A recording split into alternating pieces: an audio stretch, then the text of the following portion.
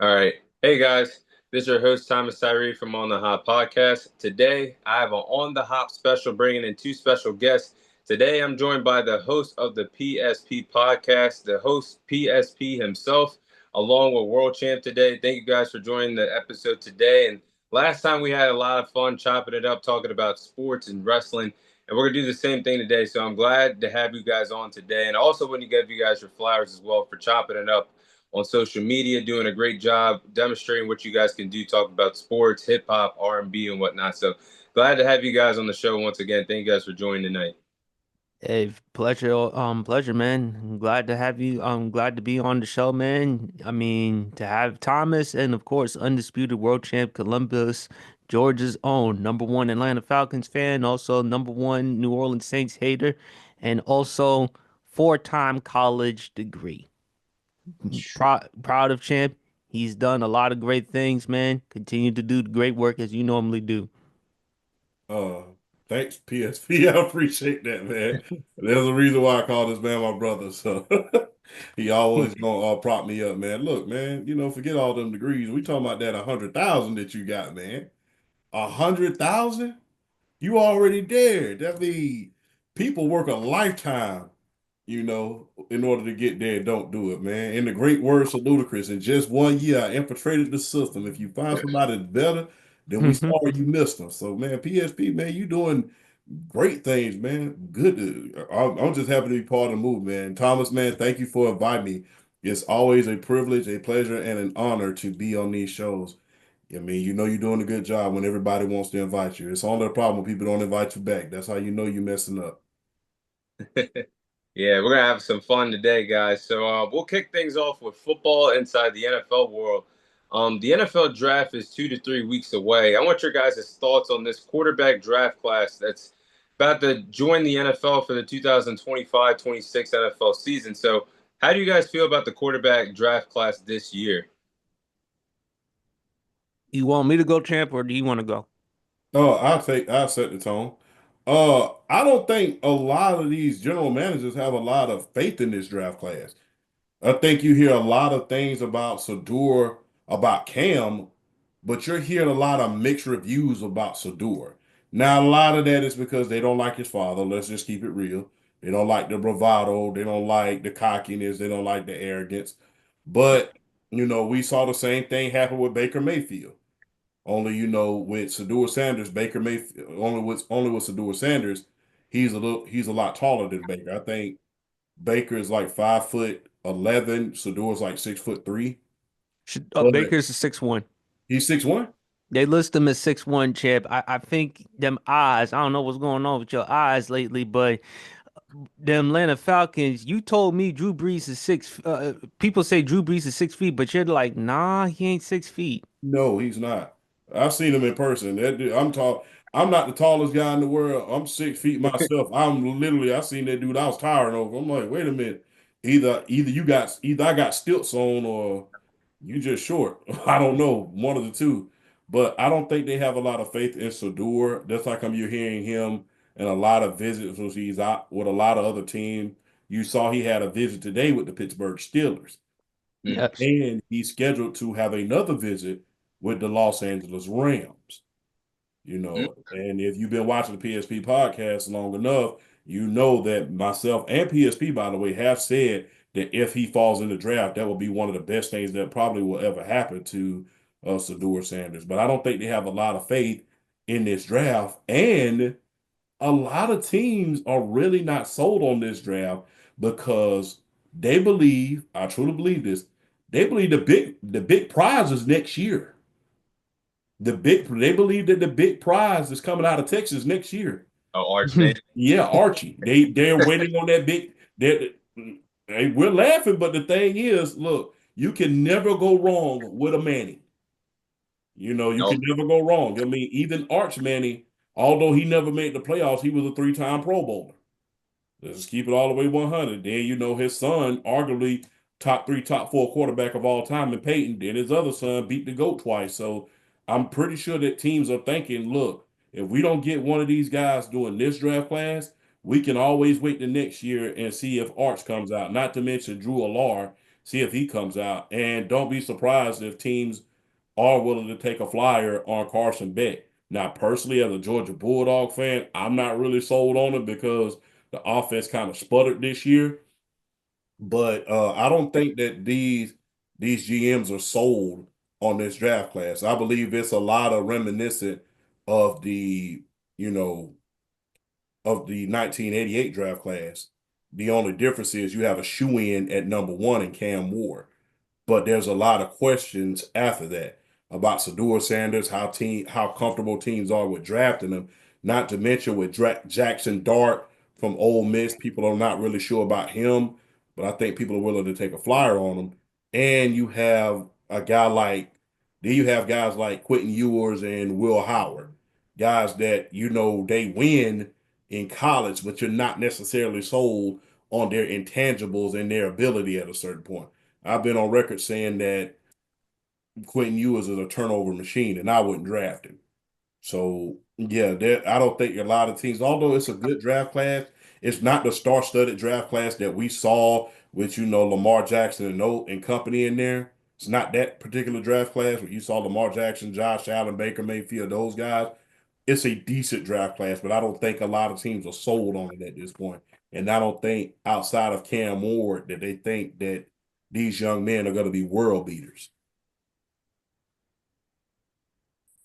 For me, I think Cam Ward, he's going to be the number one overall pick.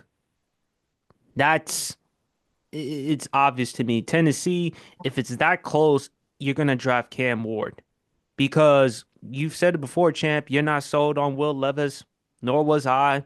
Hell, I wouldn't trust him to make my coffee. I mean, because we know he's gonna put mayonnaise in his coffee, and I know that cringes every single time whenever you see that. But the fact of the matter is, look, with Shador Sanders, I heard, and I will mention this on tomorrow night's podcast, the Sports PSP podcast. Shador Sanders, Mel Kiper Jr. actually has him falling to ninth to the New Orleans Saints. And I think that's very intriguing because when you look at Shador Sanders, he's not known for having the strongest arm in the world. New Orleans is indoors. You play there 8 times a day, 8 times in the season. Not to mention Atlanta, the Mercedes-Benz Superdome. So 1 time. So 9 games you play indoors. Kellen Moore, first year head coach. He doesn't want to work with, apparently, he may not want to work with Derek Carr because Derek Carr hasn't been what the Saints hoped. The only reason why he was there because of Dennis Allen, because of their relationship going back to Oakland. And Spencer Rattler, who I like a lot, but at the same time is raw.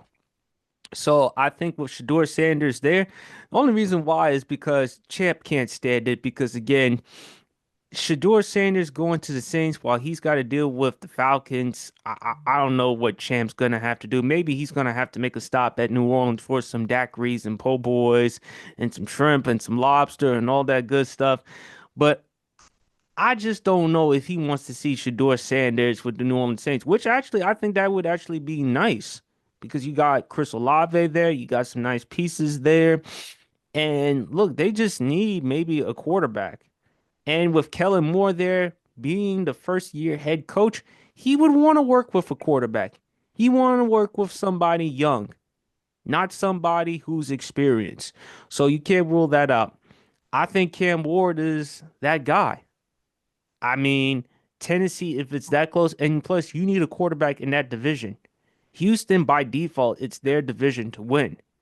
Trevor Lawrence, even though Chip said on my pod, he's still holding out faith.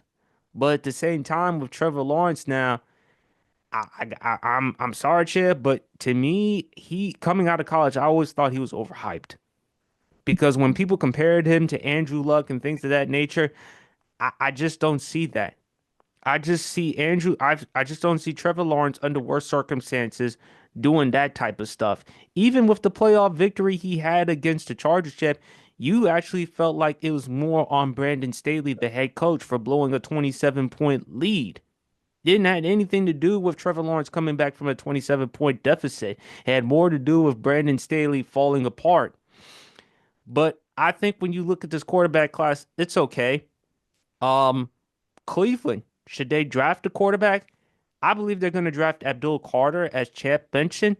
But you cannot rule out the possibility of getting a quarterback because I'm sorry, Deshaun Watson, without question, the worst trade in football. You gave up three first round picks.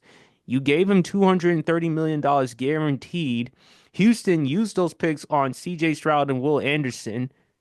Then on top of that, you get rid of Deshaun Watson's predecessor, Baker Mayfield, who the past two seasons in Tampa, back-to-back 4,000-yard seasons, Pro Bowl caliber seasons, leading the Tampa Bay Buccaneers to win the division. When last year it was predicted for Atlanta to win the division, not Tampa, because all they needed was a quarterback. They brought in Kirk Cousins. And at one point during that season last year, Atlanta was 6-3. And for Baker Mayfield to be doing this without Mike Evans, because Mike Evans missed some games, and Chris Godwin, who they gave a contract extension, and he was gone for the remainder of the season. I think when he got injured in that Monday Night Football game against the Ravens. So when I look at this quarterback class, other than Cam and Shador and maybe Jackson Dart, by the way, if I'm the New York Jets, I would consider drafting Jackson Dart because even though Justin Fields is there, is he really the long-term solution? Probably not. He just went there because, let's just be honest, for the money. In which Champ even admitted he was skeptical or unsure about Justin Fields going to the New York Jets because, and he'll bring it up countless times, quarterback cannot throw behind his back. You leave in Pittsburgh with that offensive line to go to New York. So, Pittsburgh, it's other than Cam and Shador, it's really not that much to look at as far as the quarterback draft class. It's all right. It's just all right. I mean, that's really about it. That's really like pudding. That's all you're gonna get, either pudding or jello for dessert. That's really all you're gonna get for dessert. It's not like you're getting banana cream pie. It's not like you're getting apple pie. It's not like you're getting cheesecake or anything like that. At best case, jello pudding. That's all I could say. Yeah, y'all had some good points about this quarterback class because I feel like the same way. Like this quarterback class is really nothing that screams to me that superstar, like bona fide stud out of this class. I mean, like Cam Ward, Shador Sanders, Jackson Dart. I think me personally, I think they're the three best quarterbacks in this draft class. And I think they have the potential to do some big things in the league. But I will look at everybody else that's entering the draft at the position, like Jalen Milroe, Quinn Ewers, Will Howard, Riley Leonard, Dillian Gabriel. I think they're all good, but they all could have benefited another year playing in college football. And I just don't think they're ready for the NFL. I think those players I just mentioned are basically project picks at this particular point. Because I look at the upside of Jalen Milroe, this is somebody that was in the running or had the potential early on in the season to win the Heisman Trophy award, but then as the big games came, he started to be inconsistent. I think his best draft comp right now would be Justin Fields, and an athletic, strong guy, but just inconsistent throwing the football at times. And then I look at Quinn Ewers, like World Champ said, I think he's a turnover machine at times. Look at his tape against Georgia Bulldogs twice, inconsistent in both of those ball games, and then that Ohio State game that was the dagger in the end of his college football career as well. So I look at this draft class. I don't think the best of it. It's decent at best, and maybe there is a big prize waiting next year for Arch Manning. But I think those three of Cam Ward, Shador, and Jackson Dart, I think they have real upside and real potential in the National Football League. I think with Jalen Milroe, they're still holding out hope. And the reason why you won't be surprised if you hear comparisons of Jalen Hurts. And the Oh, him reason too. why, Yes. yeah, you won't be surprised if you hear comparisons of Jalen Milroe to Jalen Hurts because of the fact they went to Alabama. They're not known as refined passers. But, and this is why I say Jalen Hurts is not elite yet, but I do say he is a top 10 quarterback. I don't believe he's the type of quarterback that can necessarily win it for you, but you can win it with him as long as you put him under the right circumstances. And I think if you're a team that has the right types of circumstances, heck, you may want to take a shot at Jalen Milroe. Sometimes it's not about when you go, it's about where you go. And as far as with Shador Sanders, I've made the argument. And even Champ, he'll tell you himself. He even did a TikTok video. I told him, hey, why not Shador to San Francisco? Are you that sure paying Brock Purdy all that money? Plus, even Brock Purdy even exposed himself, which I don't know why he would do that because why would you expose yourself? Because you're hurting your ability to make your money. Why not a Shador Sanders sitting behind that offense, learning from Kyle Shanahan with some weapons to work with? Besides, are you no matter what you may say about Brock Purdy and his accomplishments, yes, he's been to a couple of NFC Championship games and a Super Bowl appearance. Are you really sure if you're San Francisco, you really want to pay Brock Purdy all that money? Meanwhile, you can just get a quarterback with the 11th overall pick? Are you? Yeah, that makes a lot of sense to be honest. Well, that's why Champ calls me the New Jersey genius. I mean, Yes, indeed. mhm. Yeah, I think a big thing also for these quarterbacks, it depends on where you land, like PSP, like you just said, because there is some. I'm not saying all these guys can't play, or someone like Jalen Milroe. I think he definitely has the potential, but inconsistent at times, and he'd be like a project. He would have to go to the right system. Like maybe I would honestly say for someone like Jalen Milroe, maybe somewhere like Indianapolis with the Colts, because not only does Shane Steichen know how to use a mobile quarterback in the past with his days with Philadelphia being an offensive coordinator. But the quarterback battle that's going to go on in camp, Anthony Richardson versus Daniel Jones, I mean, maybe he could slide in there and win the job himself if he's drafted by Indianapolis. So I think it all comes down to where these players get drafted, not where you go or when you're drafted, where you go. And that could help teams as well. But PSP, I want to say something too. Um, the New Orleans Saints with Shador Sanders, I think that's really good. I was thinking of him possibly going there or to the Steelers in the first round because, like you said, Kellen Moore, new system out there in New Orleans, playing with some young, talented players, Chris Olave, and they're still trying to figure out what to do with these veteran players as well because they're probably not going to be there for much longer. So I think him going to the Saints or to the Steelers would be really good for Shador Sanders. I think if you're the Steelers, I'd rather go with a young quarterback at this juncture than Aaron Rodgers. Do you really want to bring Aaron Rodgers there with DK Metcalf and George Pickens? I mean, Pittsburgh, they beat the NFL version of the Kardashians or Real Love and Hip Hop. That's how bad it's going to be because if you thought Aaron Rodgers in New York, oh, Pittsburgh with him, and plus we all know Mike Tomlin, and I like Mike Tomlin a lot, but his reputation with wide receivers. The only mild mannered one he's really had is Hines Ward, Santonio Holmes, Antonio Brown, Juju Smith-Schuster, Claypool. Now you're dealing with George Pickens and now DK Metcalf, who you gave that contract to $150 million. Mhm. If you are Pittsburgh, do you really want to pair a 41-year-old quarterback who, even though it has worked out in the offseason with DK Metcalf, do you want to pair him? And for what? Just to have another above average season? Oh yeah. Yep.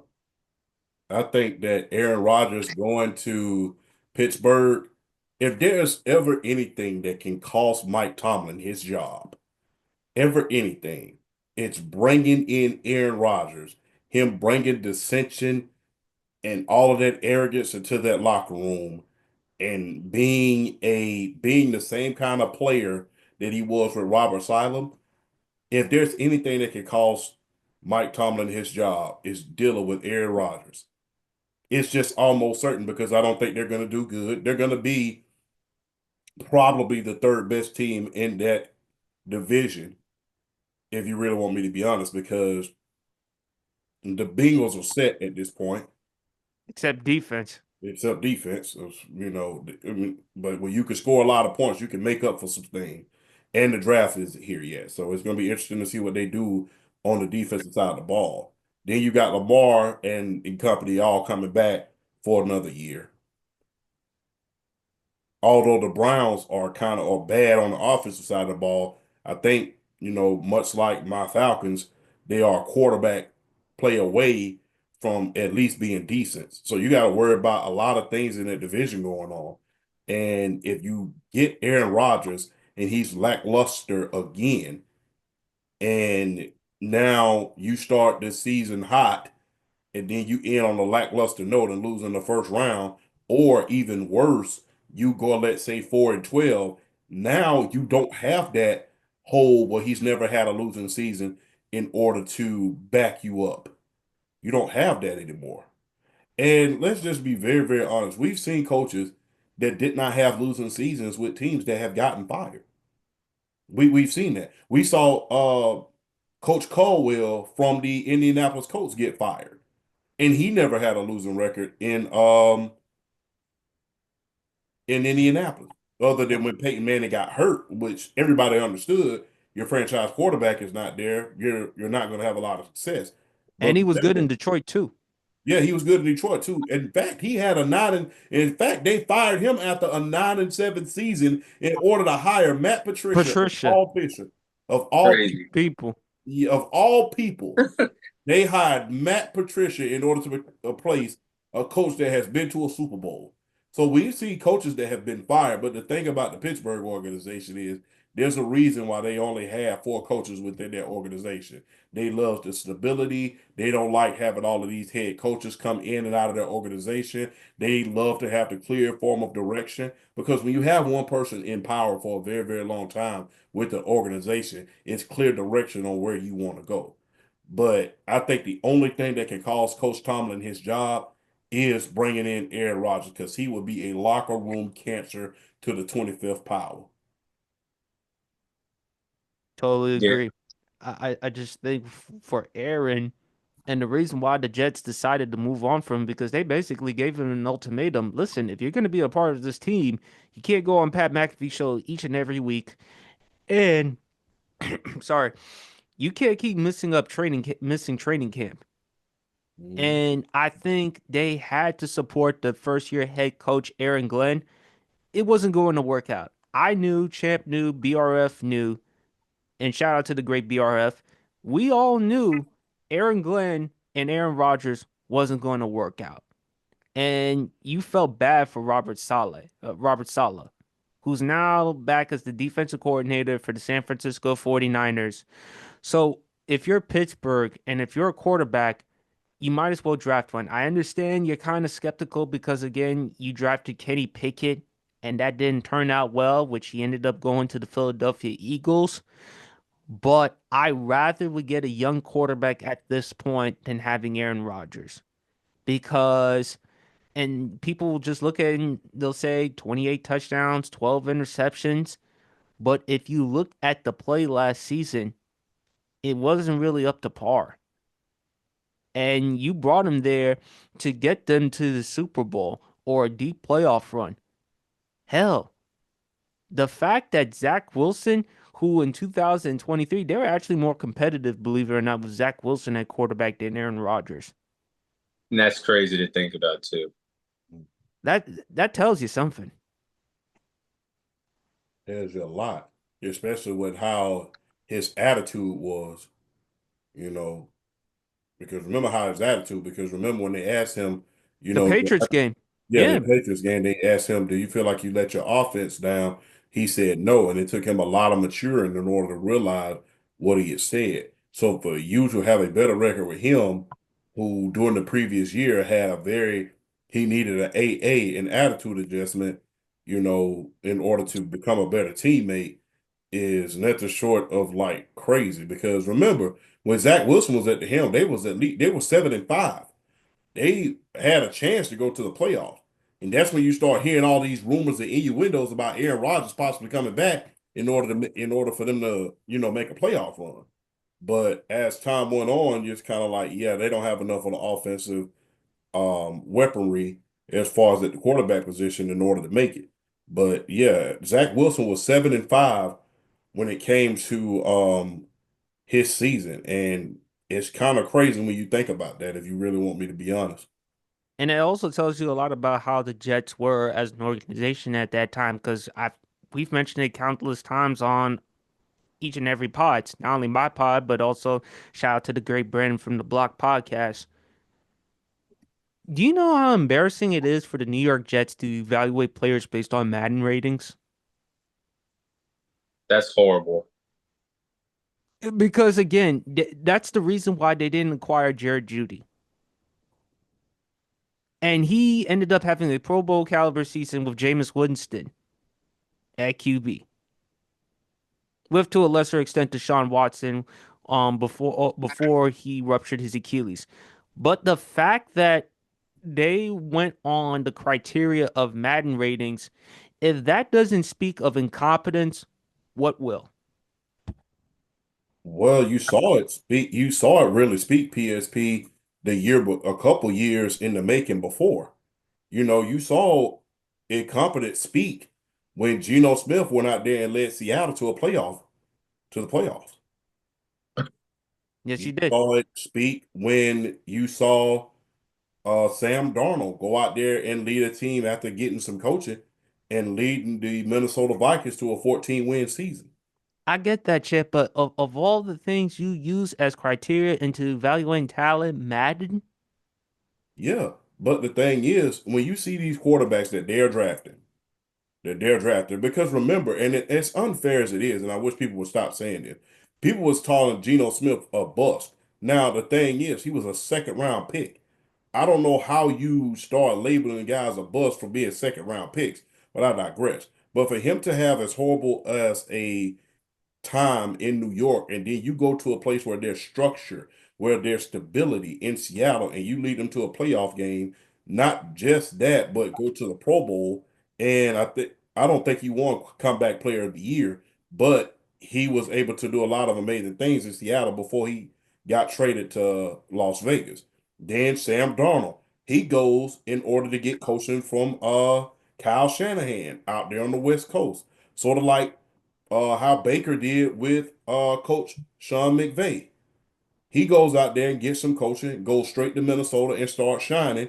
And granted, right now, he just signed that big time contract with the Seattle Seahawks of all teams. So for those two players who was considered bust in order to go out and show you what they can do and show you it was just the environment that they didn't have to flourish, that shows you a lot more about how much in the crapper that they really are in other than them Madden ratings. That just, in my humble opinion, them putting Madden ratings on there, it's just like, okay, that's just the cherry on top. It's kind of like, going on a date and you already don't like this lady and she pull out a cigarette. It's like, okay, that's just the cherry on top. Why I don't want to date you. So that's how that is. It's crazy. Yeah, they all had some good stuff for this segment, and based off like quarterbacks and what teams need and things like that. Before we move on, do you guys what is your guys' ceiling on Shador Sanders? Do you guys think he's a good? Will he be a great quarterback, a decent quarterback, or will he be an NFL bust? I think any team that drafts him, as long as he's under the right situation, I think he'll be fine. I've even heard comparisons between him and Andy Dalton. Oh, What, what, but Andy Dalton, let's be honest, his first 5 years in the NFL, he was productive. He was able to get the Bengals each and every year to the playoffs. So let's not act like Andy Dalton was some scrub. But if I look at the ceiling of Shador Sanders, I think he'll be a serviceable quarterback, a good enough quarterback. Do I see him along the lines of the top-notch quarterbacks? Probably not. At best case, he could be top 10, top 12, which is good enough. Because look, there are some quarterbacks in the NFL that are considered top 10 or top 12 that have won Super Bowls. You look at Jalen Hurts, Brock Purdy, even though he hasn't won a Super Bowl, but he's been to a couple of NFC Championship games. He's been to a Super Bowl. Which, by the way, that Super Bowl performance wasn't really on him. I believe it was more to do with Kyle Shanahan by not running the football enough with Christian McCaffrey. God, Lord, Kyle Shanahan, you've been to three Super Bowls and you still can't figure out to run the football, but I digress. But I believe with Shador Sanders, he'll be good enough in the NFL level. I just think as time goes on, he'll be just fine. Um, I think the best thing is for him to sit and learn. Do not throw him into the fire just yet. Chad made the argument that a lot of these young quarterbacks are unprepared. They don't study, they don't really watch film, they don't do enough. That's why they struggle early on in their career, even though you've seen examples of other young quarterbacks who've stepped in and have had success. CJ Stroud, Jaden Daniels, my guy. But I think for Shador Sanders, it depends on the type of situation. I've heard even Dallas with him, but the thing is, you pay Dak all that money and you just already acquired Joe Milton in the trade. So what are you gonna do for Shador? I think to me, you have to draft him in a situation where he could sit and learn, and then eventually, when his number gets called, he'll be ready to play. That's how I look at it. But I do think he'll be fine on the NFL level. Me personally, I think there's a lot of innuendos and stuff like that because of who his father is. That's just what I believe. Because if you really look at Sador everywhere he's gone, he's succeeded. Because the thing was, with when he was at Jackson, he did a darn good job there, did a bang up job there. And he learned from Tom Brady as far as improving as a quarterback. Yes, But you indeed. never know if you're the Las Vegas Raiders. Even though I've heard about getting Alshon Genty from Boise State. Heck, if you're Tom Brady, I wouldn't rule out getting a quarterback. I would not either. But I think as far as Sador is concerned, we've seen him shine at Jackson State. Because the thing is he's always been proving the dollars wrong. Let's just be very, very honest about it. Let's just be frank about it.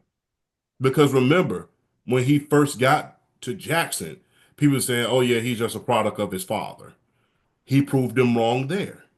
Then as he was leaving the HBCUs, as he was leaving the HBCU, people were going to say, well, he hasn't played on that level. He hasn't played on this level as of yet. He's not going to do very good. He's not going to do very good because he was going from HBCU to Power Five to a Power Five conference.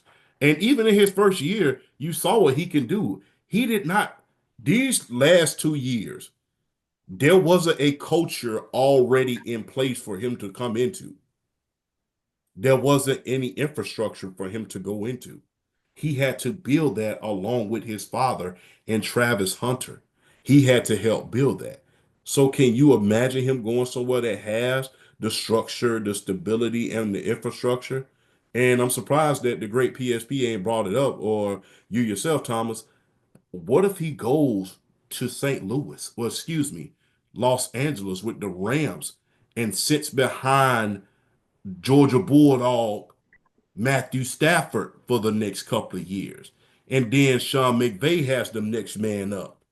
That's another 10 years worth The only of. reason why I didn't bring that up, champ, is because I'm quite sure. I just have this feeling that Sean McVay may feel like we'll probably get somebody in the draft because some other team that's in desperate need of a quarterback may take a chance on Shador. So if they don't get Shador, don't be surprised somewhere around day 2 or day 3 they get a quarterback. It's pretty unlikely Shador Sanders is going to fall all the way in day 2 or day 3. I do see him drafted in the first round. Yeah, But if the Rams can't get him, some other team will get him, which is why if I'm the Rams, I may look at some of these other quarterbacks in the draft or next year. yeah. But if he goes somewhere with some infrastructure in there, like the Steelers, like the Rams, or even the 49ers at a certain point, because I don't rule that out either. Just like PSP stated. If he goes somewhere with infrastructure, stability, and security is already in place, and there's a culture there, he's going to succeed because he doesn't have to come in and change the culture. The culture's already there. So he is a good, and even if he doesn't have the structure, the culture, the infrastructure, He's already proven it at two different places that he can go there and he can win. He went to Jackson State, went there, took them into the Celebration Bowl, took them to the championship. Left Jackson State. People said, well, that's not going to work. That's not going to work. He's not going He ended up being a Heisman candidate this year. And in my humble opinion, he was snubbed out of going to the Heisman. I'm just going to be very, very honest with you. So you end up being a Heisman candidate, even though people said you couldn't win going to Jackson State. Then you leave Jackson State. People say you can't play in Power Five. You end up playing in Power Five with, let's just be honest with you. Shedeur Sanders did not have the greatest offensive line in the world. Let's No. just be clear. He did not. A lot of times this year, although the record said 9-3, he was running for his life out there. He was running for his very, very life out there. He was Especially, running. He was running just like Champ was running away from them cheesecakes. yes, yes. Yeah, I'm trying to run away from the cheesecake now. So he was running for his life out there, especially during that Nebraska game. Especially during that Nebraska game. He was literally running Oh, for that was a painful game for him that day. that was a painful game. So I'm just gonna be real. If I've already proven I can change the cultures of two different schools and then do it at Power Five without a very good offensive line, and on top of that, the scrutiny, the criticism. He got criticized when he told the guy, the opposing linebacker, I think his name was Blackburn. He got criticized because he told the opposing linebacker that you talked all that stuff on Instagram and we came out here and handled our business. He got criticized when the guy was talking stuff about him on Instagram in interviews. When they had and let's just be honest, Colorado State got beat last year, the year before, although Colorado didn't do that good that entire year. So throughout the scrutiny, throughout the criticism, no great offensive line play.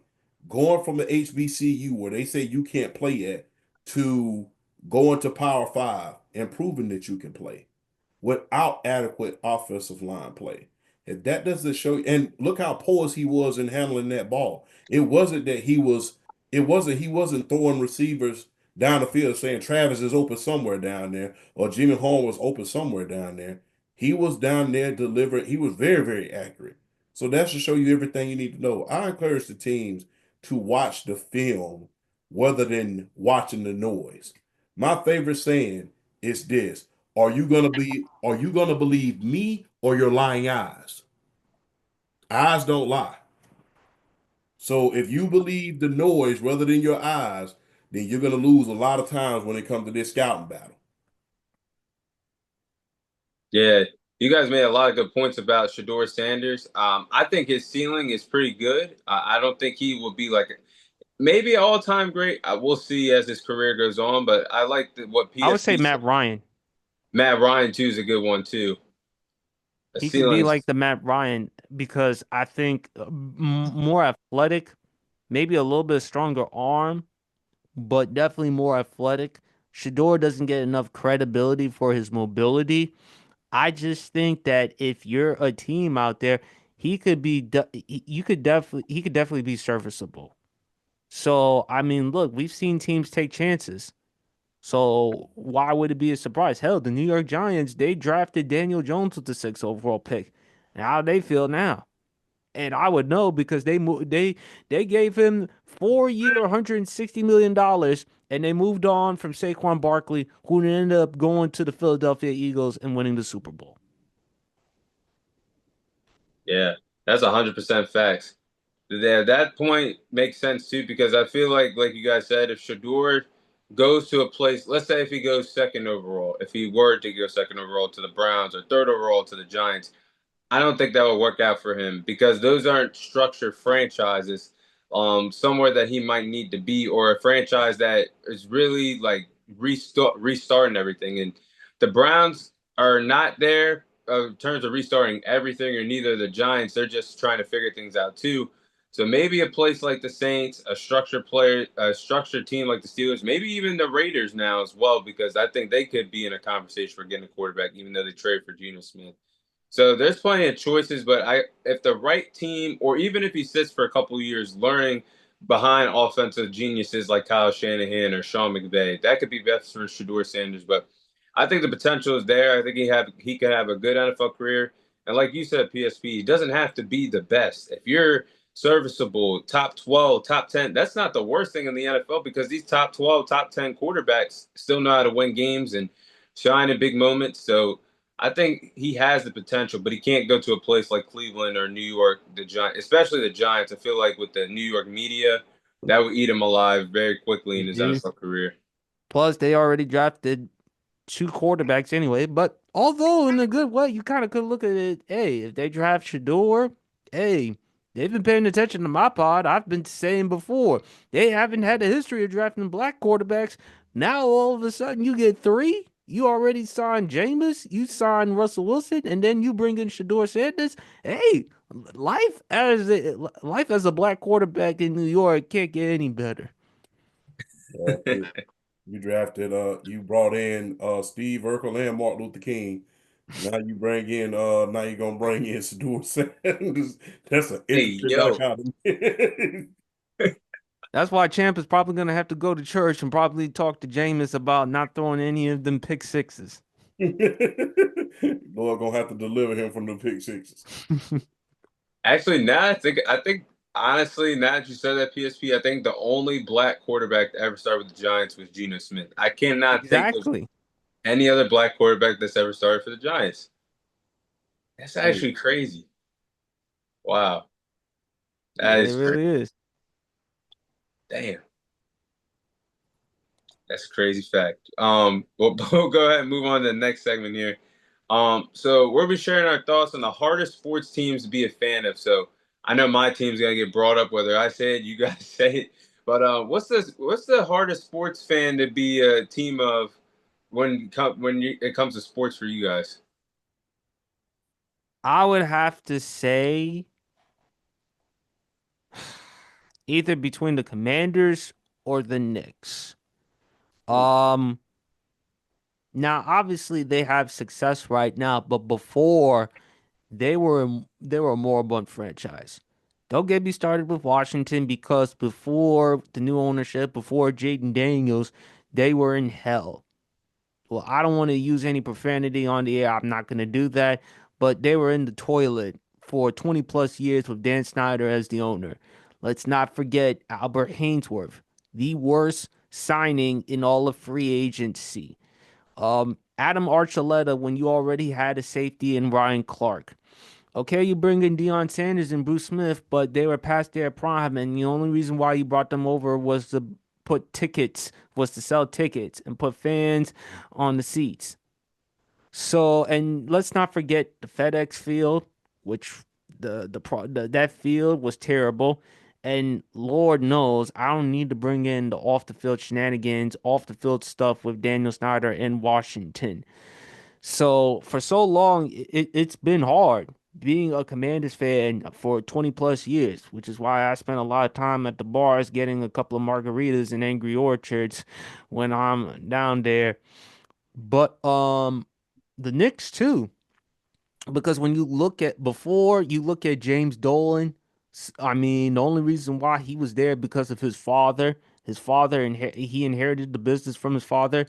Um, like someone said about George Bush, born on third base, thought he hit a triple. And when you look at all the things that transpired with James Dolan, the Nuka Brown Sanders situation, let's not forget Charles Oakley, him physically removing Charles Oakley from Madison Square Garden, which that was a horrible look, an embarrassing look. Him getting after a fan, a lifelong Knicks fan, for talking about all the moves that transpired, and then Dolan insinuating that he was an alcoholic.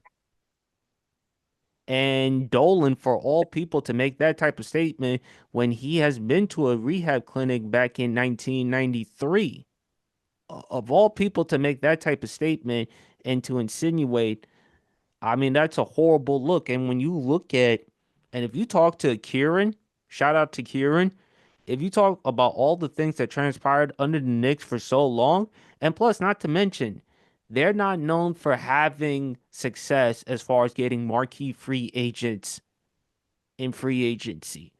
The closest they've ever gotten was Amari Stoudemire, and that was in 2010. And this was at the time when LeBron, D Wade, and Bosh went to Miami. So, and plus, not to mention big markets, Washington, D.C., New York, of course, Madison Square Garden. Unfortunately, Thomas, Cowboys are going to be the butt of jokes because again, they're known for the good and the wrong reasons because of Jerry Jones. The first thing that's going to come to your mind with Jerry Jones, you almost tried to draft Johnny Manziel, but thank God Stephen Jones talked you out of it into drafting Zach Martin. They're going to Yes. look at all the off the field issues that you've had with a lot of noticeable players.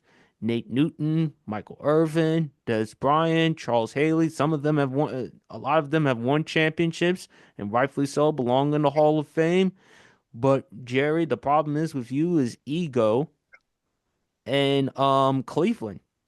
You got to put Cleveland into that conversation, the Cleveland Browns organization. And, before Baker Mayfield, you it, it took you until 2002 to make your last appearance in the playoffs, and you didn't win a playoff game since 1994. And that fan base deserves far better than that. So those are the types of organizations I look at. I look at Washington, I look at New York, and I look at Cleveland.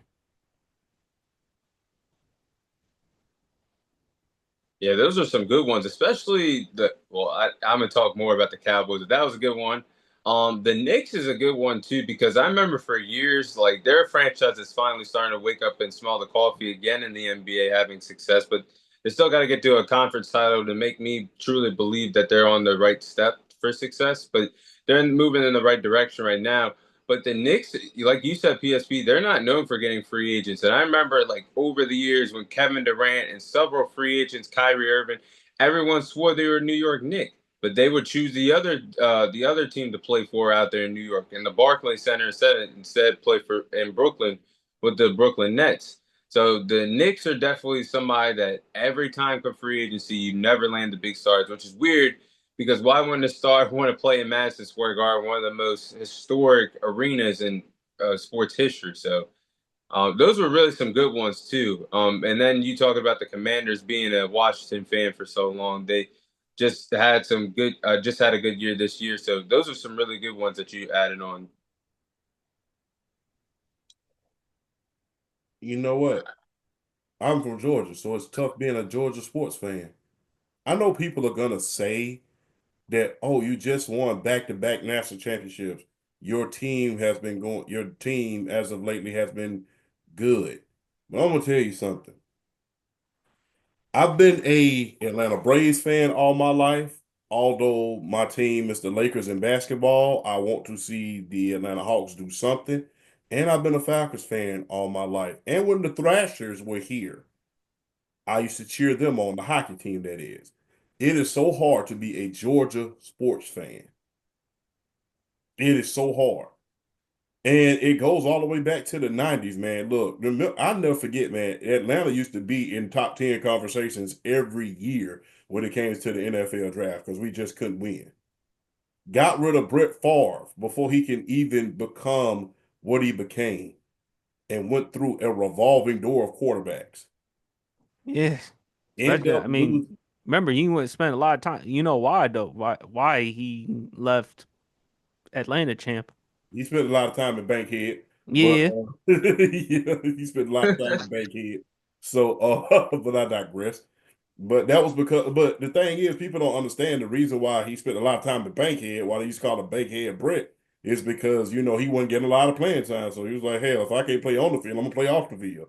Which, you making, I mean, his first contract was 4 years, $2.5 million. So I mean, in 1992, 1993, in 1990, you have a lot of fun in Atlanta on a contract like that.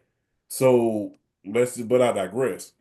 Then you got rid of Deion Sanders. He goes somewhere and he goes to San Francisco the very next year and wins.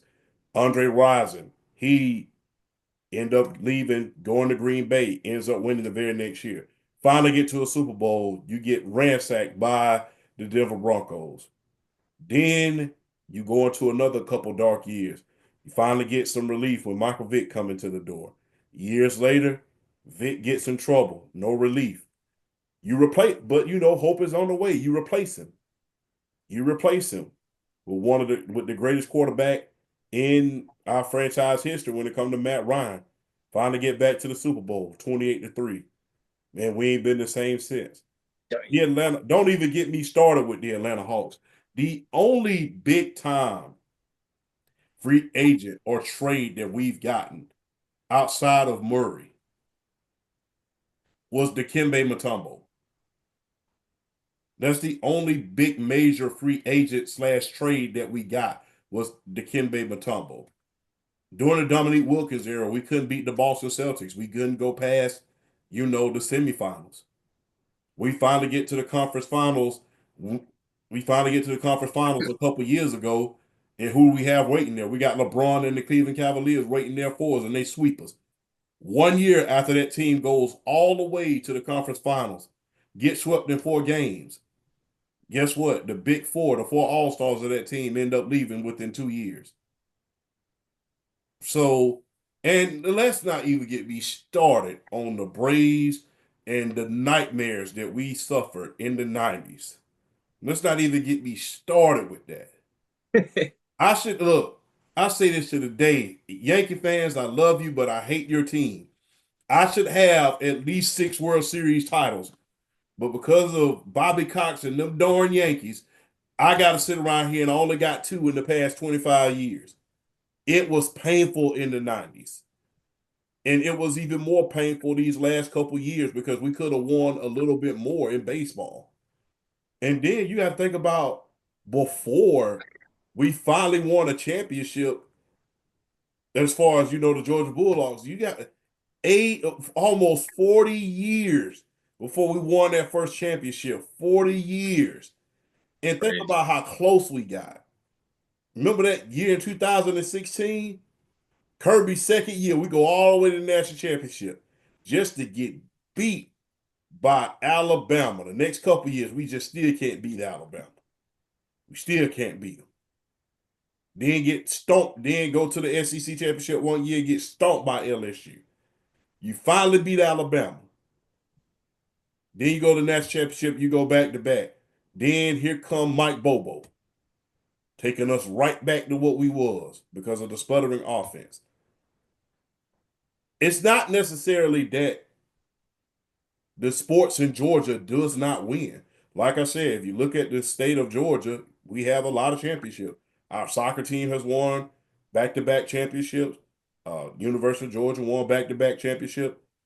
The greatest player, arguably, in baseball history played here in the form of Hank Aaron. We have 4 World Series championships.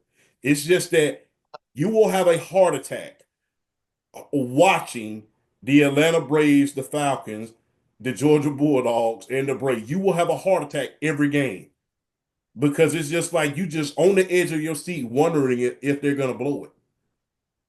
And it's just unfortunate. Like I said, we should have a hell of a lot more championships, especially in football, as far as the Georgia Bulldogs and my Atlanta Falcons is concerned. But it's hard to be a Georgia sports fan because, like I said, you always at the edge of your seat. It's like, are they really gonna win or are they gonna blow this lead? So it's just like it gets you to the edge of your seat every single time. Like I said, I mean, and PSP's team back in 2016 gave me a heart attack when the college football playoff first started because we couldn't stop Baker Mayfield. 2018. Yeah, I Yeah, remember. 2018, they call it we call it the heart attack game because we could not stop this guy. So it was Oh, that wasn't the heart attack game. Let's not forget CJ Stroud. yeah, that Mm. was another heart attack game. Those are two. It was just like y'all got to do something, but it's difficult to be a fan because you're always on the edge of your seat, whether you're a Georgia fan, wondering when they're gonna blow, when or if they're gonna blow a big lead. Because remember, in that first championship that we faced off against Alabama in 2018, we was up 20-6 at halftime. They came back and beat us. So it's tough being a fan of that. It's tough being a fan.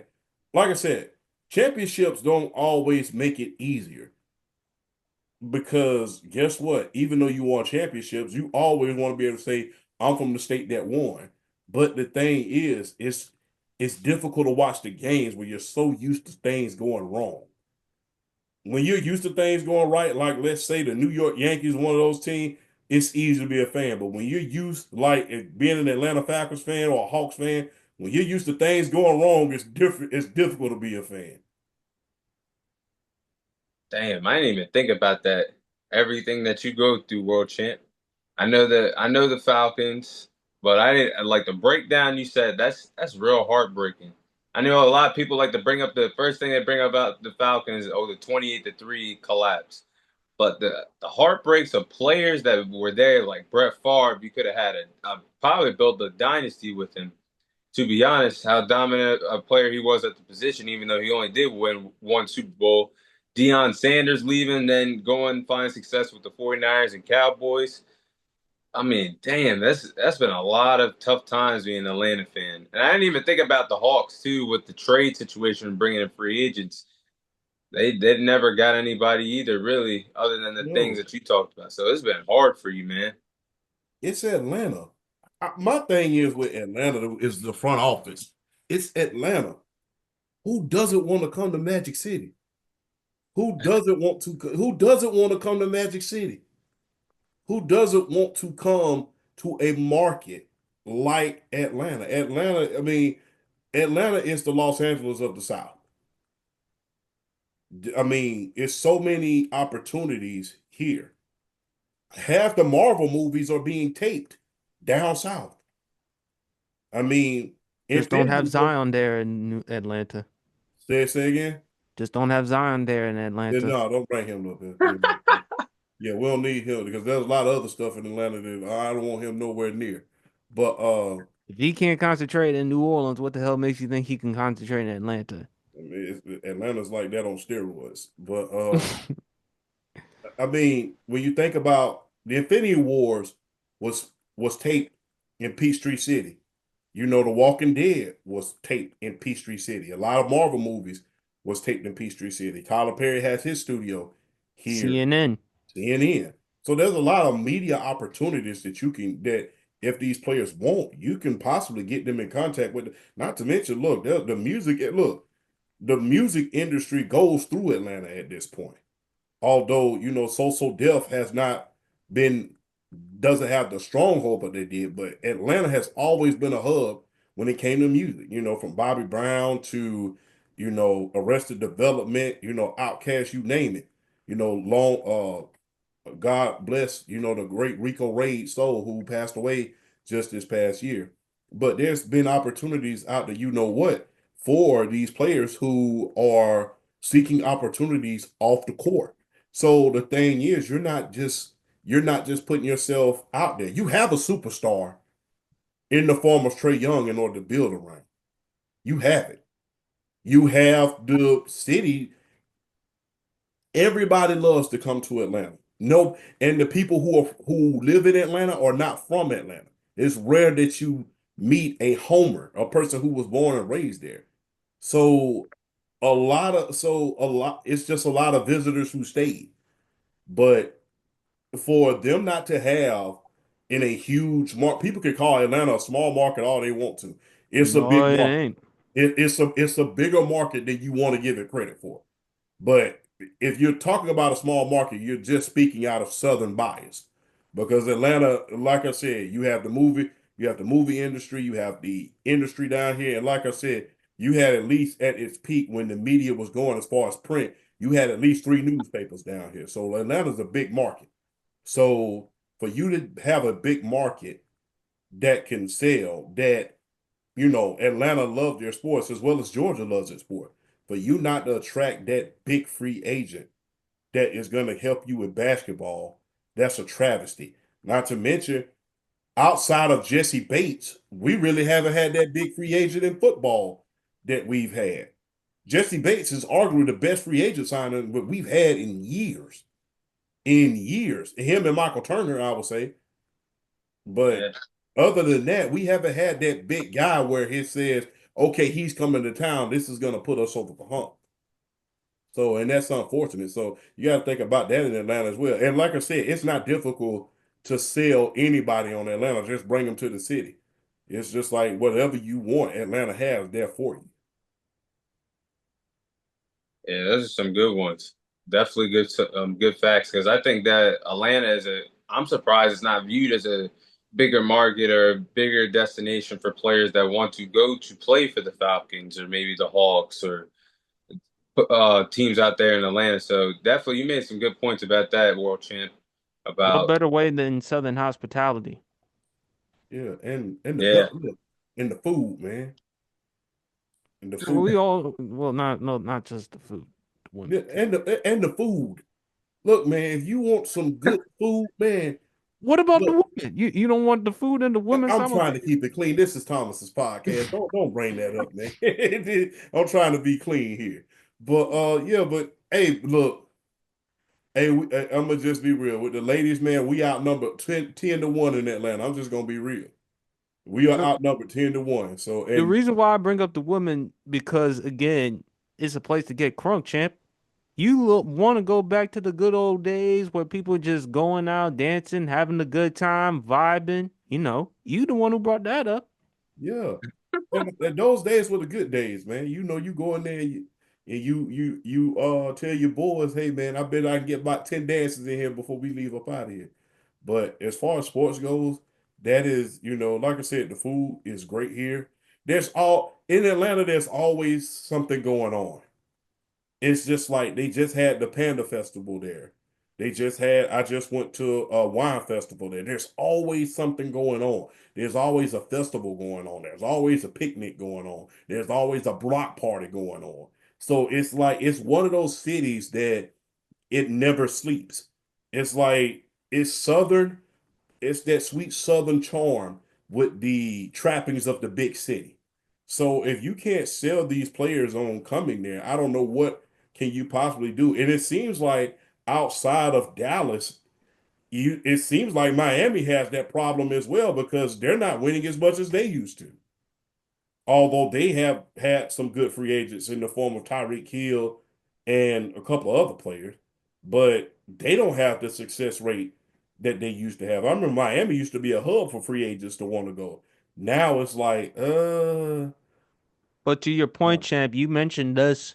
It takes a very certain person to handle the atmosphere.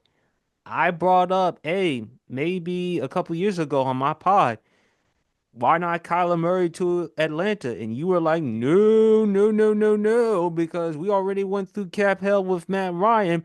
And plus, if you having study problems in a place like Arizona, where the UFC fighters they train and study and prepare and all that stuff, if you having study habit problems in Arizona, imagine what you're gonna be in Atlanta. yeah, I did say that. And it's a very distraction city. It's a very distracting city. It's like when you just want to sit down, when you're finding reasons to sit down, something brings you right back up out of your seat. Like I said, I went to a festival the week before, and then the very next week, the Panda Festival was there. And then I think this week the Tequila Festival is there. It's always something going on, and so yeah. To my own point and to PSP's point, thank you for bringing that up. It's a hard city to concentrate in, but it's easy to sell because what NBA player that you know or NFL player that you know with millions of dollars just want to sit in his house all the time?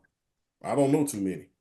So, I mean, hey, introduce them to the trappings of the city. Introduce them to the community. If they're trying to get into philanthropy, there's so many ways in order to get into that. I mean, if you really want to go and if you're trying to embed yourself in the community, look what, Matt Ryan did. He was cool with a lot of the leaders in Atlanta. Andrew Young, he had foundations with Hank Aaron and everybody that was up there. Although he was a quarterback, he was deeply embedded in the community and in the city, and he used to be around handing out free lunches and everything like that. Plus, Atlanta's one of the headquarters of the boys clubs. So there's a lot of opportunity. Plus TBS, CNN, TNT, all of T. that is still here. It's still a media market it's still a media market that is second to none. So you have an opportunity in order to pursue things off the court that you want to. And look, if you want to be a business owner, there's always a new business to be open, whether in Atlanta or in the surrounding counties. Because when something new comes up, everybody's going to flock to it, especially if you were some big time celebrity. You know how many guys have been to Cam Newton's restaurant and cigar bar and say, hey, man, I'm finna go to Cam Newton's cigar bar, which is a hot commodity in Atlanta right about now. Sure So is. there's always an opportunity for you in Atlanta. It's just unfortunately ownership hasn't done a good job in luring free agents there like they're supposed to. That's how come it's difficult to be a fan. You'll see them lure somebody every once in a while, like I said, Jesse Bates or Michael Turner, somebody like that. But to bring in that big face, that is just say, okay, we're going to reach the Super Bowl when we get to him. Because remember the whole thing. Remember this marketing campaign. I'll never forget in 2004, they had a marketing campaign, Nike, because remember Michael Vick and T.O. was signed to Nike. And they Yes, they made were. this big time commercial. What would happen if T.O. and Michael Vick was together? And there was this huge campaign when T.O. became a free agent in order to bring him to Atlanta. Atlanta couldn't do it, although they was already started a commercial together. So that's just failures in organizations. Because guess what? If you can't sell a city like Atlanta to someone, is shame on you. Not to mention, we have one of the best technology schools in the world here, Georgia Tech. I don't like Georgia Tech too much because I'm a Georgia Bulldog, but still, Georgia Tech is one hell of a school. Google's here, Microsoft is here. So all of these big time corporations, I mean, the home of Coca-Cola. So there's a lot of opportunities here if you want to come here. It's just the failure of leadership and organization in order to tap into the trappings of the environment in order to lure these players here. And that's why I think they're failing. Those are a lot of good points right there, world champ, about Atlanta. So I got three, two for football and then one for baseball in the MLB. First one, of course, is my team, the Cowboys, unfortunately. I mean, like PSP said, we're the butt of all jokes in the National Football League. It's always, how about them Cowboys? Or you see the NFL memes on Twitter saying, are we still them boys, with every quarterback that's beaten us every single year. It's frustrating, but I've been alive for 26 years at this point, and we have not been successful since 1996. That's 28 years without an NFC Championship appearance, no Super Bowl appearance, no Super Bowl ring. And I've only witnessed four playoff wins in my lifetime, which is horrible to say. And I watched so many talented teams that we had go down the drain. I mean, we had the Great Wall of Dallas with our offensive line, the golden days of Tyrone Smith, Travis Frederick, Zach Martin, and two out of three of those players are retired now. We never got anything out of it.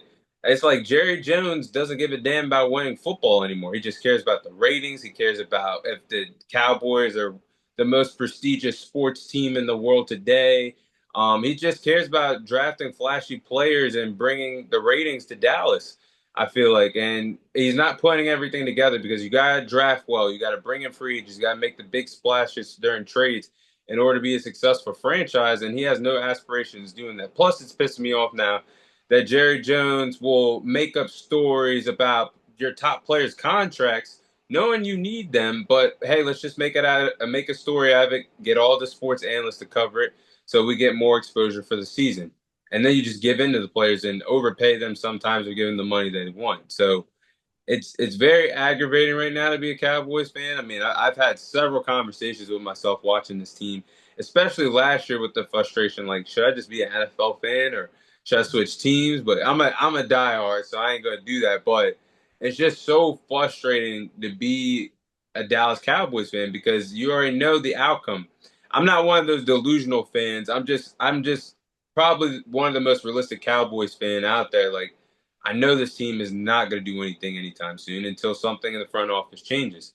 Whether Jerry Jones, he gives the team away, or I don't know what's going to happen. So it's like we're stuck in mediocrity right now with the same old, same old. So I put them there. The Browns as well. I got to put the Cleveland Browns here because ever since they moved back to Cleveland in 1999, they've been absolutely horrendous. I mean, they have one playoff win since 1999 with 4 winning seasons since then. And they had some historically bad seasons. 2015 or 2016, they went 1-15, and then the following year, 2017, they were the second team in NFL history to go 0-16 with tying that all-time record with Detroit the Lions. Detroit Lions. Yeah. And then the last team I have the Seattle Mariners for baseball. Now these stats are crazy because they're the Mariners were created in 1977. They've only made the playoffs 5 times since existing in 1977. So that's actually pretty wild. They never played in the World Series either. They've wasted some prime years of Ken Griffey Jr., Alex Rodriguez, Suzuki, players all in their primes. And the Seattle Mariners all-time winning percentage is at a 47.7% all-time. And you've been around since 1977. So I think those 3 teams are really, I would say, I mean, I could talk from a Cowboys fan, but if you're a fan of the Browns, I know the struggles, and I know you're basically hard times ever since you watched football, or ever since they came back since the late '90s. And then for the Seattle Mariners, I mean, this is an MLB franchise that I'm surprised they haven't moved out of Seattle, actually. And I'm surprised that they've never like gotten better since this time because you see teams like the Cubs or the Red Sox eventually avenge their long droughts, but the Mariners are still like stuck in where they basically started. Only 5 playoff appearances since then, and wasting prime players' years is it's unfortunate. So I think those 3 teams, just right off the bat, are hard teams to be a fan of. Mm. I think if there's another franchise that should be mentioned as far as you would have to go say the Clippers. Yes, I was going to say Before them too. before the Kawhi Leonard, before all the other moves and stuff like that. Remember the Clippers, people have forgotten how bad the Clippers were under the Donald Sterling era. And we all know how bad that was. Oh, it got bad quick, yo. Whoa. Mm. Even when Dominique Wilkins got traded from Atlanta to go there, you knew they was going nowhere fast. It was it was crazy. Not to mention you have a terrible owner in the form of Donald Sterling, who basically, you know, and that goes back to the conversation we was having earlier before we went on air, PSP. Remember we was talking about the general managers and the owner. Because Donald Sterling didn't allow Elgin Baylor to make any moves that would have benefited the team, and he ended up as a punchline for so many years, thanks to Donald Sterling. He ended up as a punchline, and then when you finally get a championship team, a championship caliber team in Lob City, fortunately, a lot of scandal, you know, ended up happening, and if it wasn't for him, I think we'll see a lot better product in the NBA right about now because that began what I like to call. We all knew that the players had power in the NBA as far as being able to move around like they would like to, as far as free agency because LeBron was. But that was the beginning of true player empowerment, which is kind of like taking a step for the worse when it comes to the NBA as far as coaching and everything is concerned. Hmm. Yeah, facts. Especially, yeah, that Lob City team definitely should have won at least one ring or at least went to a Western Conference Finals with the trio of Chris Paul, Blake Griffin, DeAndre Jordan, and even Jamal Crawford is there as well. Yeah, that was a damn good team. They also had JJ Redick is there too. Oh yeah, Yeah. he was there too. Yeah, they Austin also Rivers was pretty good. I mean, he was pretty good. He wasn't Matt Barnes too. Matt Barnes. There was a lot of guys that were there that could have contributed, but that just a team that just really it fell apart at the seams because of Donald Sterling and all of that controversy that surrounded them at that point. And had like I said, that one incident affected the NBA for so many years. Because not only did you have that right, did you have Donald Sterling getting banned from the NBA, everything occurring like that, that big controversy that showed the NBA owners' true colors at a certain point. But that, like I said, that started the whole player empowerment movement, which, like I said, has watered down the product a little bit in the NBA because every time a player gets to whining, it's all over the news. They need to be traded. I mean, and you saw no better example than with James Harden. You saw no better example of that than with him.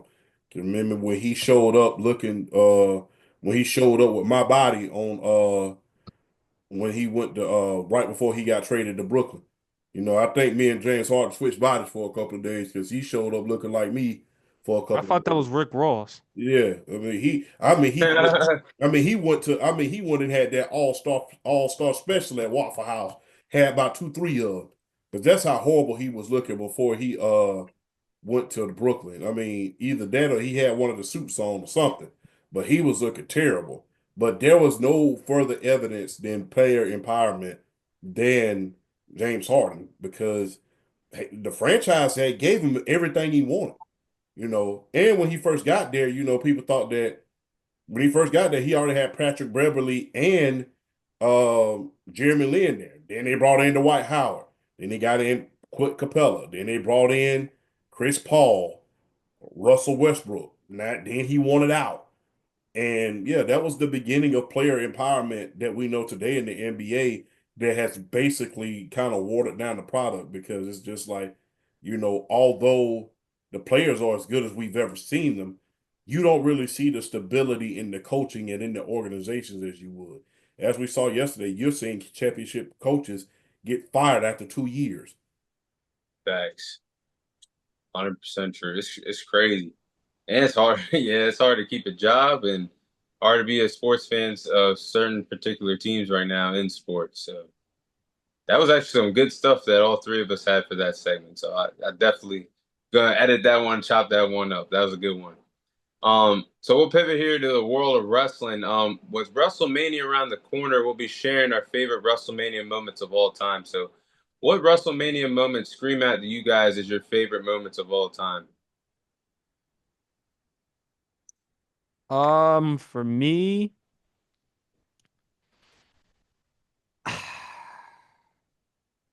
I will not say his name. I think we know what infamous wrestler I'm referring to. I will not say his name, but it's regarding WrestleMania 20, the triple threat match between him, Triple H, Shawn Michaels for the World Heavyweight Championship. Not only it was a great match, but the emotions and Jim Ross with his commentary, second to none.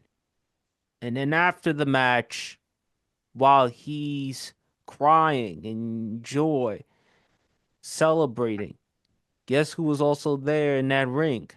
The late great Eddie Guerrero, God rest his soul. And to see that moment of them two hugging each other and celebrating because one is the world heavyweight champion on Raw, meanwhile the other one is the WWE champion on SmackDown. I thought it was a beautiful moment. To me, I still get tears. I get emotional when I watch that. Other than Eddie Guerrero winning that match against Brock Lesnar at No Way Out 2004, that's one of my favorite wrestling moments. It makes you feel like, wow, the emotion is real. Plus, with the promos that come along with it. So I would say that is my other favorite WrestleMania moment. I would say Stone Cold Steve Austin, his WrestleMania entrance on WrestleMania 14 when he went up against Shawn Michaels, his entrance and entrance alone. And then of course the match between he and Bret Hart, which Mm. to Champ's point, and he's mentioned it, it started the beginning of the Attitude Era. Yeah, that was really good because I'm a big fan of that triple threat match at WrestleMania 20.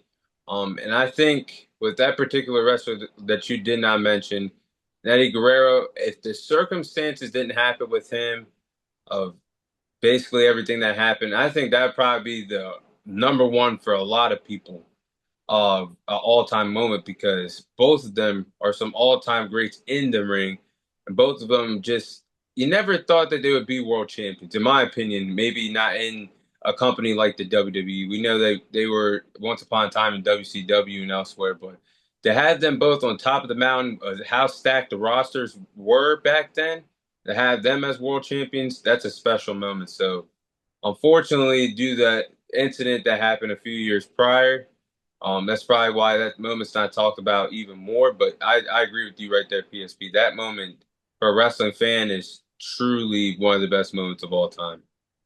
Yeah. What about you, world champ? Oh man, I'm old, so I'm gonna go way, way back. WrestleMania 9 ladder match. Razor Ramon versus Shawn Michaels. Mm-hmm. That was a match for the ages. And for them to set the tone like that for years to come. And look, there have been so many great ladder matches over the course of the years. We had the tables, ladders, and chairs matches. You had the Hardys in their ladder match. You've had The Undertaker versus Jeff Hardy in that ladder match.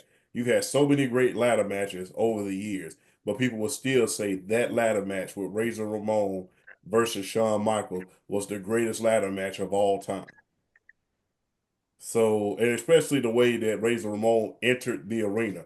He literally went up under the ladder. And if you're superstitious like I am, Oh yeah. you know that going up on the ladder is a bad thing. Hey, I've seen people get in the fight, man. Why'd you walk up on the ladder? So for that to happen is nothing short of amazing. Uh WrestleMania 21, Batista's first world title Against Mm. Triple H, yeah. against Triple H. That one was great. I mean, for him to spin off away from Evolution with Ric Flair in Triple H's corner. That was amazing. Um, I know this one was kind of lackluster, but I loved it anyway. WrestleMania 13, I think his second title match gets lost. His second title match gets lost. The Undertaker going over Psycho Sid. I think that one was great. And look, interesting fact about The Undertaker, he's never won a world title match clean. He's he's never won a world title match clean, no matter whether he was a babyface or heel. He's never won it clean. That's interesting. Remember his first title match when he beat Hulk Hogan, remember Ric Flair interfered. Remember, even when he was a babyface, when he was when he was a babyface, when he was in that that Psycho Sid match, remember Bret Hart interfered. Remember Mm. when he was in that match with Hulk Hogan, remember, he hit Hulk Hogan with the chair in order to get it. There was a lot of funny business going on with Undertaker and a lot of his title wins. So that's interesting when you think about it because remember Bret Hart had just won that I Quit match, but he interfered, but he was mad that he wasn't in the main event because he had lost on Monday Night Raw the week before in that cage match against The Undertaker. But The Undertaker's first, because that was one great match. I mean, to see Psycho Sid and him coming off the top ropes, pulling off all the stops. I mean, Psycho Sid putting the tombstone on The Undertaker and crossing his arms. He was the first guy to do that. He literally tombstoned The Undertaker at WrestleMania 13 and crossed his arms like he was going to pin him, and The Undertaker kicked out of it. So that was a hell of a match doing The Undertaker's second title run. And that was his longest title run. The Undertaker held the title for almost 6 months. That was one of his longest title runs. And so that was good. So I got to say the ladder match at WrestleMania 9. I have to say the Undertaker Psycho Sid match when he won his second title. And I have to say WrestleMania 21. And look, although I'm still a little bit angry about it, I gotta say when the streak ended. Mm. when the streak ended, I'm like, No, I don't think it's because of just that. I think your brother, who had that look on his face after Brock Lesnar pinned Taker. He said uh, his brother. yeah, I mean, and my grandfather got a lot of explaining to do. But I have a lot of cousins, a lot of aunts and aunties that I ain't met yet. But that's another story for another day. But yeah, that whole arena was silent. And I'm literally looking at this like, wait a minute, did that really just happen? I'm like, wait a minute, like, is the referee? Because I'm thinking during that moment, it was like the referee is going to say some foul play, they're going to restart the match, but Nope. it didn't happen. But it's like, because it's like you always thinking about, okay, this ain't it. They're not going to let the streak end. But it's like, yeah, it actually ended with Brock Lesnar. It was wow, that's still a moment that's shocking because it's just like I can't believe it's kind of like Tom Brady losing the Super Bowl. It's like Tom Brady don't lose the Super Bowl. What's going on? Yeah. It was like the first time that Tom Brady lost in the Super Bowl. It was like there's no way he's going to lose the Super Bowl. Then he lost. It's like, wait a minute, did he really just lose? It's just Yeah. like that WrestleMania loss when the Undertaker lost to Brock Lesnar. I compare that loss with Tom Brady losing in 2007 with that unstoppable team that they had in New England.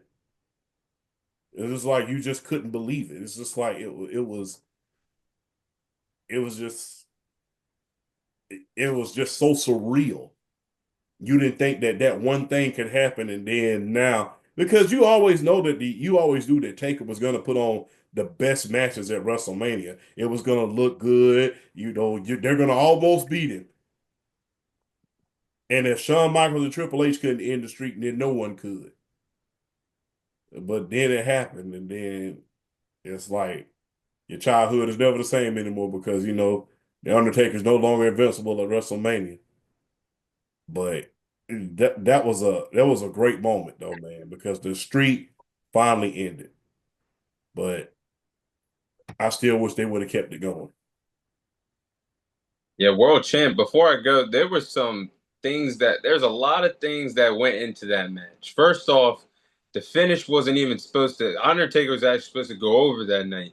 But then Mhm. as I watched the Vince McMahon documentaries over the last few months, he changed the decision the day of Mania.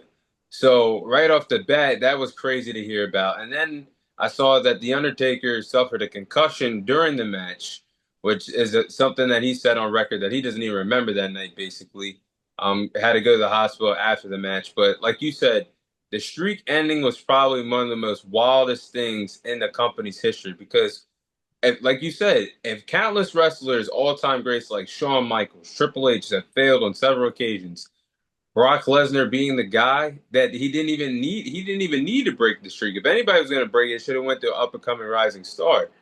So the arena and the memes are still alive to this day. Like PSP said, the guy with the glasses having the shocked look on his face. The surreal moment of that is just still crazy to think about. And then, like you said, the Undertaker, I mean, he was still doing his thing at Manias, but it never felt the same, or it never felt like that special thing you're looking for on the card for the who's going to be the guy to challenge to break the streak this year. Because after that, it was gone. So yeah, definitely a crazy moment in WrestleMania. I was actually gonna say that, but the moment just made me so mad being a Undertaker fan and just like I didn't want to put it there. But when you actually talk about it, it is one of the most shocking moments that ever could have happened in wrestling. Mhm. So that was definitely a good one. I have three though. So my three good moments. This one's actually mixed with a match. This one would be Shawn Michaels versus Ric Flair WrestleMania 24. Now, I think it was an epic match. I think that match is in the conversation for being one of the best matches on that card that year. But it was a career-threatening match. Everybody knows at the time Ric Flair's wrestling basically if he lost another match, he'd retire. So Shawn Michaels and Ric Flair going out. with a bang at WrestleMania. I mean, everybody knew that Shawn was the better overall wrestler at that point because Ric Flair was 59 years old. But Ric Flair was out there still moving, making it an epic match. And you can remember it with the Shawn Michaels hitting that breathtaking moonsault on the outside of the ring and him trying to hit that moonsault and crashing and burning on the announce table. But the all-time moment was Ric Flair's with tears in his eye, knowing his career is about to end, and Shawn Michaels saying, "I'm sorry, I love you," hitting him with the sweet chin music. And that should have been probably the greatest retirement match of all time because the ceremony the next night on Raw was special. But then this man goes and wrestles in TNA another 2 to 3 years later and basically tarnishes the moment. So I think from that moment alone, I think with two all-time greats making the match that they did, I probably say that's probably one of my favorite moments. Um, Another moment would probably be Daniel Bryan at the same card, world champ, WrestleMania 30, winning the titles because this is somebody that was viewed as a B+ player, somebody that was doing some big things for people that follow the brand. Yes movement. Yeah, and the people that follow Ring of Honor, this was somebody that was not supposed to be the face of the company because without the injuries, he probably would have headed in that direction because the fans were giving them no choice but to put him over that year. I don't think in the plans he was scheduled to be in a big marquee match until the Yes Mania, like PSP just said, took over. So for somebody that was an indie wrestler and got released from the company 4 years prior to that, defeating Triple H, Randy Orton, Batista all in the same night, and ending your night as the WWE World Heavyweight Champion. I think that's probably one of the biggest underdog stories in wrestling history, and definitely probably one of the biggest WrestleMania moments of all time. So that's one of my favorites. Um, and then the last one, I'll say the Seth Rollins Money in the Bank cash in at WrestleMania 31. Michael Cole called it on commentary, the heist of the century. The arena erupted because not that many people at the time really believed in Roman Reigns or wanted Brock to go over himself. So when you go with the option B, which was ultimately the best option, of who's going to walk out with the title that year, Seth Rollins cashing in on Roman Reigns or Brock Lesnar, first man to ever cash in Money in the Bank at a WrestleMania, was a special moment. So I'll say those are my three favorite all-time moments. There's a lot more that come to mind, but those three alone, I think those are standout moments that'll stand the test of time forever. You know, it's interesting, Thomas, you brought up the match between Daniel Bryan. Isn't it kind of reminiscent of the match I mentioned in WrestleMania 20? I was about to say that. If you didn't mention that, I was going to say that when I brought that one up because it seemed like it was deja vu. Like I said, that wrestler is an all-time great, but how stacked the roster was at that time, you wouldn't think he'd be a world champion. You wouldn't think he would go over against all-time greats like Triple H and Shawn Michaels. So that was basically another underdog story as well. So yeah, that definitely is like a deja vu of what you said earlier, PSP. Yep. Yeah, let's not forget last year when as much as we all love Cody's finishing his story, as much as we all love that, the biggest moment of WrestleMania last year was The Undertaker coming out and chokeslamming The Rock. Because it was just, it's kind of like, I don't know who, have you ever seen Star Wars Rogue One? You remember how at the end of the movie, the only thing that you heard was him breathing through the mask, and then a lightsaber finally comes up, and how he's fighting the guys in order to get there. Then he finally makes it to the door, and the guy slips the disc right out right before Darth Vader get. It's equivalent to that. It's equivalent to Darth Vader returning in Rogue One in Star Wars. It's Yeah, just like that's what it was like seeing the Undertaker, because it's just like, yeah, you might be the final boss, but the final boss cannot beat the dead man. So that was a special moment. And for him to, it seems like during that moment, the Attitude Era finally passed the torch over to this new generation, to the net. Well, I would call it the Netflix era. It seems like they finally passed the torch because it was always with the Undertaker around, with the guys like that around, even with The Rock. It always seems like the Attitude Era was always in the back of the mind of everyone. Even during the PG era, people were like, we want the Attitude Era.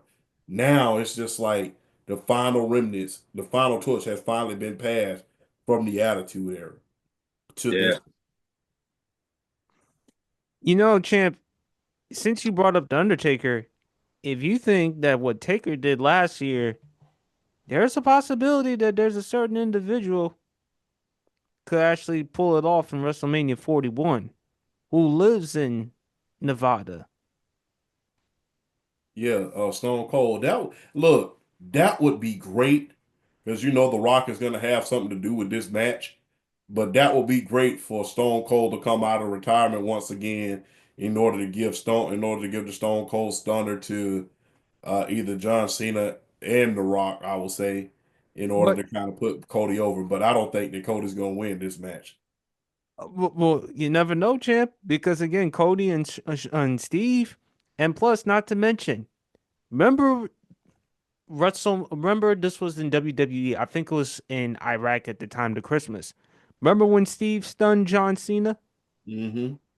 There could be a possibility of that. And then you'll see John Cena doing the "you can't see me," especially with John Cena now turning heel, and then Stone Cold hitting him with the stunner. Or you'll see an appearance of Steve Austin, just like he made his appearance in Backlash in 2000 when he grabbed the chair and hit everyone in the head with the steel chair. Mm-hmm. So you never know. Just never know. But yeah, I would love to see them overbook the hell out of that match this year again between John Cena and the American Nightmare Cody Rhodes. That'll be amazing. Yeah, for sure. I'm definitely looking forward to the event this year. But we got one more. We're gonna move on to the final side. We got one more WrestleMania topic to talk about. So with our moments being shared, what would you guys say? And this one's tough because there's been some great WrestleMania pay-per-views, but which one is your favorite WrestleMania of all time? If you guys had to pick one or two or select few. Yeah, unfortunately, it has to involve Vince McMahon. My two favorite, him and Shawn Michaels, that match. Was it the street fight, no holds barred match, especially when Shawn is jumping off the top of the ladder, and then Jim Ross's commentary, and then at the end of the match, what Vince McMahon does to Shawn Michaels as he's carried off the match with the stretcher by giving him the finger, and then the ma the hair match between Vince McMahon and Donald Trump. Who's going whose head is about to get shaved? Either it's gonna be Vince McMahon or Donald Trump. Might as well should have saved both of them. You both got that little comb over. I don't know what. And you talk about my pop-ups, you talk about me getting I'm cancer? just saying, look, tell me that little comb over don't look bad. Like, dude, we still see that little bald spot, and you looking like Mr. Spacely off of the Jetsons. We all see that stuff, man. You can't hide that.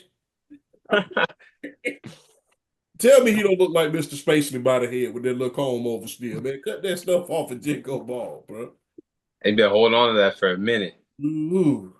I would say those two moments with Mr. McMahon and Undertaker Shawn Michaels. The first match. Especially how the way Taker and Shawn prior to that match, champion, you know this very well. Remember how they looked at the people when they put them fifth and they were like, nah, nah, this ain't gonna do it. And then Jim Ross's commentary. Remember when he said, I feel like I'm having an out of body experience? Yep, I remember that. That was great. That was amazing. That was amazing, man. Man. Uh, my two, I'll say my three WrestleMania.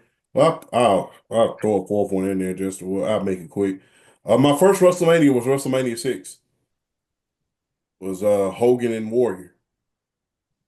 So Hogan Warrior, WrestleMania 15 with the first Rock versus Stone Cold saga, WrestleMania 20 and WrestleMania 21. Those are and the hidden gem of them all is WrestleMania 13. Because despite that being a buffer between the new generation and the Attitude Era, they had three matches on the top of the card that I'll never forget. Remember, they had the street fight between the Nation of Domination and the Road Warriors and Ahmed Johnson. Then they had the I Quit match. Then they had the Undertaker versus Psycho Sid.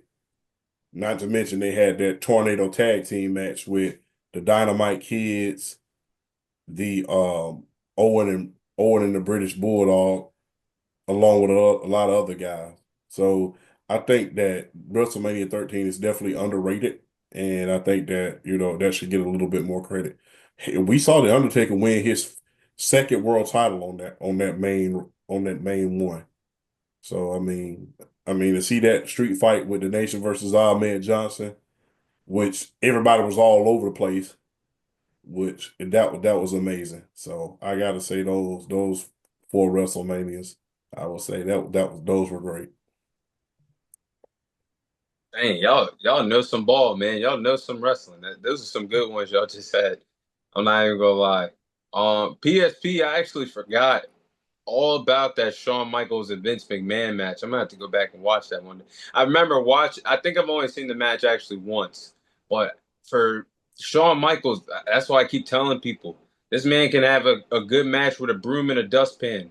Because if you can have a good match with Vince McMahon, that is basically the creator of everything, is not known for being the best wrestler. I mean, he's mobile enough to make something happen, but if you can have a good match with Vince McMahon at a WrestleMania, hey, sign me up. I bet you nowadays, if you throw on the gear, me and him could probably have a good match, or anybody in here. That's The just only reason why I brought up that match is because what also led to the backlash match between Shawn versus Shane, between Mr. McMahon and Shane McMahon versus Shawn Michaels and God. that was crazy. I'm not even gonna lie. For you to even have a booking decision like that is actually insane. To You're gonna which need God. Mama Champ, Mama Champ was looking at Champ kind of very hard that day, and she's not the biggest Vince McMahon fan in the world. No, indeed not. Like I said, like you said, my mom used to hate wrestling. My mom's very religious, and she was in the church. She's a devout Christian, and so to see her son watching a lot of blasphemous things is kind of crazy. Because remember, I think the first thing that turned her off to Vince McMahon is when she had the corporate ministry. I never forget. I will never forget. Yo was wilding. That was the craziest thing. Yo was wilding. I'm like because every once in a while, your mom always come in at the most opportunistic time. Either they, everything else going on, they never come in your room. It's when the bad stuff come on, when the broad panties matches come on and stuff like that. That's when they want to come in your room. But she came in one day and saw me watching. She was like, "Who the hell is the corporate ministry?" And then she saw the Undertaker and Vince McMahon come out. She's like, "Oh no!" And she turned the damn TV off, snatched the plug out. We ain't watching this. So yeah, that was then when that came out, she said that just lets me further know how much of an idiot Vince McMahon is. So my mother's God bless her. She's at her house right now chilling. She was never been a fan of Vince McMahon. Yeah, man, he used to have the most wildest booking decisions ever. Like anything that come to his mind that shouldn't probably have been on TV, he said, "Forget it. We're gonna run it on TV anyway." So yeah, definitely PSP. That was a wild moment when he had that tag match. And didn't he have like a shining light in the ring too? He was, And then he's like, yo, he was "Hallelujah, wilding. Hallelujah, Amen, Amen." Yo, he needed help. He needed help back in the day. I mean, anything that just came to his mind, he said, "We're gonna run it on television." Mm. Shining light. It was crazy. Hey, that's why Jim Cornette called him a genius. I mean, sometimes for the wrong reasons. Yeah, that man was wilding. He was. WrestleMania. There's a lot of WrestleManias all time. I don't have a particular list, but these two, I mean, you could have to. I could throw honorable mention into last year's was really good. Night one and two. As far as best manias, I have to say WrestleMania 17 comes to mind because that was a loaded card. World Champ just touched up on one of the matches I was on there. Shane McMahon versus Vince McMahon. That was a really good match. Edge and Christian, the Dudley Boys and the Hardy Boys, that TLC match, that was a magical match. One of the greatest matches of all time. Undertaker versus Triple H in their trilogy of WrestleMania matches. I think that one goes under the radar as well, not talked about enough. Stone Cold Steve Austin versus The Rock for the WWE title, or the WWF title at the time, and then the biggest heel turn of all time, Stone Cold feuding with Vince McMahon, his nemesis during the Attitude Era, sold his soul out. He was a sellout to become the world champion, and nobody saw JR's that coming. commentary. Yeah, yeah. He sold his soul to Satan himself. Man, that moment, man, like nobody saw it coming, and unfortunately, the heel turn didn't live up to what it could have. But man, that moment alone with him shaking Vince McMahon's hand, someone that he was battling with to get the ratings up to get past WCW and the Monday Night War ratings, that was a wild time. That was basically the end of the Attitude Era once that happened because the beloved hero basically sold his soul out to become world champion again. So I gotta say that one. But this one was really good. WrestleMania 21.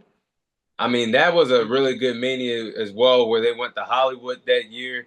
Rey Mysterio and Eddie Guerrero had a good opening match, which would go down as one of the best openers in Mania history. Eddie Guerrero's last WrestleMania. They were the tag team champions battling each other at that particular time.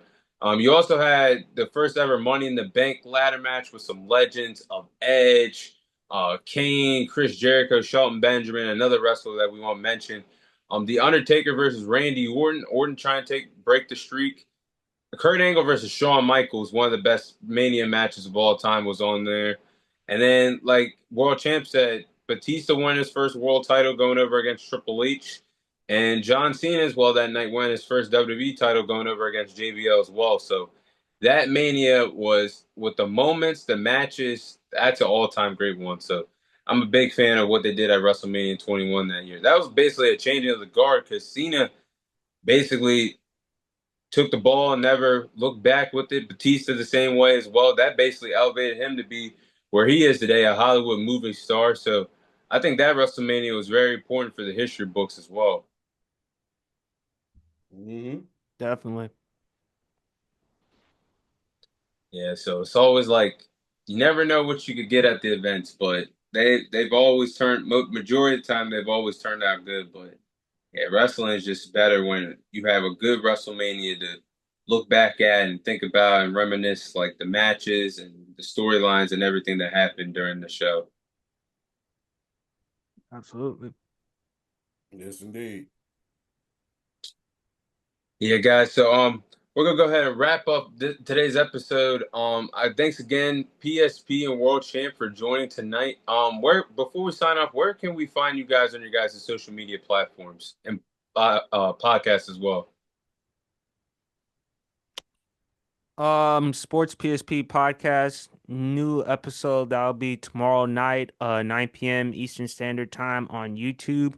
Um, Also follow me on IG, follow me on TikTok, Sports PSP podcast. A lot of stuff we're gonna talk about, the recap of the men's and women's national championship games. I'm still checking out the highlights because unfortunately I didn't have enough time to watch the games. But I knew that UConn definitely beat the brakes out of South Carolina. And we're also gonna discuss Michael Malone being fired, and what led to it. Favorite the weekend track, favorite Lita moment, babyface or heel. By the way, Thomas, we got to get you on the pod at some point, man. Yeah, I before you even joined, I was talking about a World Champ. Like one day I could come on, because Fridays don't work for me. But I was just telling World Champ I'm due to come on with you guys, and I'm definitely looking forward to that in the future. So, whenever I can come on, I will definitely join you guys. Do other than Fridays? What's another day you guys do? Either Fridays or Sundays. Okay, Sunday would probably be more realistic for the future. So definitely, I'll definitely hop on with you guys in the future for sure. Definitely. What about you, World Champ? Where can they find you on social media platforms?